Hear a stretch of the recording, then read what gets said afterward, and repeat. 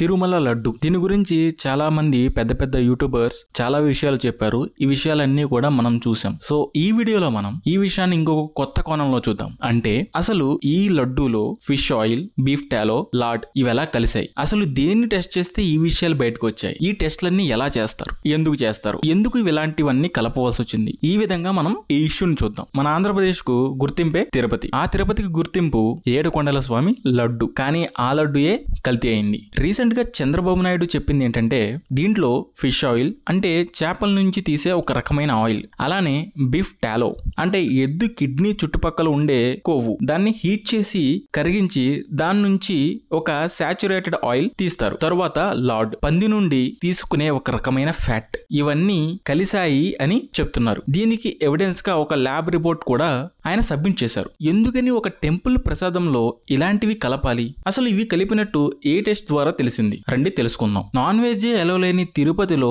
ఇలాంటి ఒక విషయం జరిగిందని తెలియగానే దేశం మొత్తం షాక్ గురైంది. National dairy development board NDDB యొక్క ల్యాబ్ రిపోర్ట్ చూడండి. వాళ్ళు టెస్ట్ చేసింది తిరుపతి లడ్డూను తయారు చేయడానికి ఉపయోగించే నెయ్యికు. ఇందులో S వాల్యూ ఈ లిమిట్స్ లో ఉంటే అది నాణ్యమైన నెయ్యి. కానీ టెస్ట్ లో ఏది లిమిట్స్ లో లేవు. ఎందుకంటే అందులో fish oil, beef tallow, lord ఇవి కలిపారు కాబట్టి. దీని గురించి ఇక్కడ వరకు మీ అందరికీ తెలుసు. దీన్ని ఏ టెస్టింగ్ లో కనిపెట్టారో ఇప్పుడు చూద్దాం. ఇండియాలో నెయ్యికు చాలా డిమాండ్ ఎక్కువ, కానీ దానికి సరిపోయే సప్లై లేదు. ఎందుకంటే పశువుల కౌంట్ చాలా తక్కువ ఉండడం వల్ల. దీని వల్ల చాలా కల్తీలు చాలా మంది చేస్తున్నారు. నెయ్యిలో కల్తీ అనగానే మనం ఏమనుకుంటాం, నెయ్యిలో ఏదో కలుపుతున్నారు అని. కానీ నెయ్యి వరకు మిల్క్ స్టేజ్ నుంచే ఈ కల్తీ స్టార్ట్ చేస్తారు. Vegetable oil, coconut oil, palm oil, animal fat వీటిని బటర్ కు యాడ్ చేసి హీట్ చేసి నెయ్యిను తయారు చేస్తారు. దీంట్లో కామన్ గా వనస్పతిని యాడ్ చేస్తారు.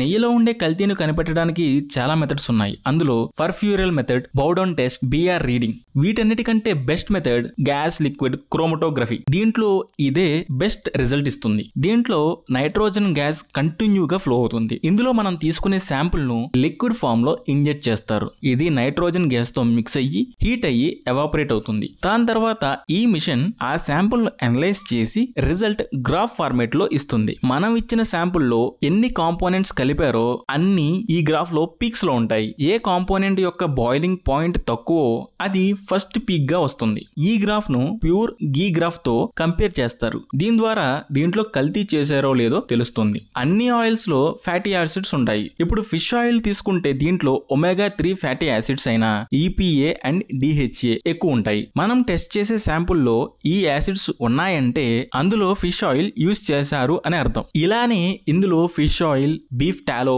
లార్డ్ ఉన్నాయి అని కనిపెట్టారు.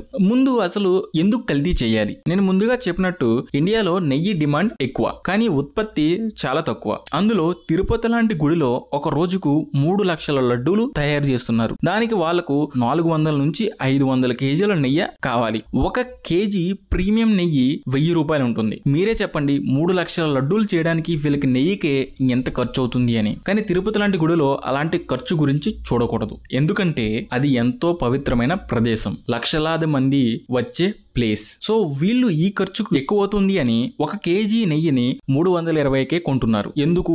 డబ్బులు మిగిల్చుకోవడానికి. అది ప్రజలకు అమ్మి ప్రజల విశ్వాసాన్ని, నమ్మకాన్ని, అలానే తిరుపతి విశిష్టతను దెబ్బతీస్తున్నారు. ఇలా అని చంద్రబాబు నాయుడు చెప్తున్నారు.